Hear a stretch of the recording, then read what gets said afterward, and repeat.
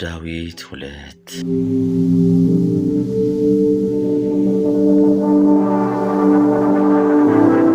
አሕዛብ ለምን ያጉረመርማሉ?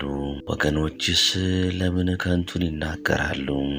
የምድር ነገሥታት ተነሱ፣ አለቆችም በእግዚአብሔርና በመሲሑ ላይ እንዲህ ሲሉ ተማከሩ። ማሰሪያቸውን እንበጥስ፣ ገመዳቸውንም ከእኛ እንጣል።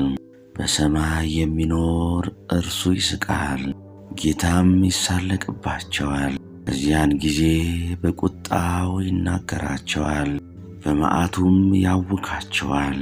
እኔ ግን ንጉሴን ሾምሁ፣ በተቀደሰው ተራራዬ በጽዮን ላይ ትእዛዙን እናገራለሁ።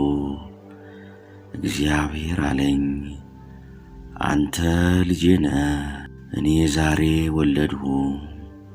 ለምነኝ፣ አሕዛብን ለርስት የምድርንም ዳርቻ ለግዛት እሰጣለሁ። በብረት በትር ትጠብቃቸዋለህ፣ እንደ ሸክላ ሠሪ ዕቃዎች ትቀጠቅጣቸዋለህ። አሁንም እናንተ ነገሥታት ልብ አድርጉ፣ እናንተ የምድር ፈራጆችም ተገሠጹ። ለእግዚአብሔር በፍርሃት ተገዙ፣ በረዓድም ደስ ይበላችሁ። ተግሣጹን ተቀበሉ፣ ጌታ እንዳይቈጣ እናንተም በመንገድ እንዳትጠፉ።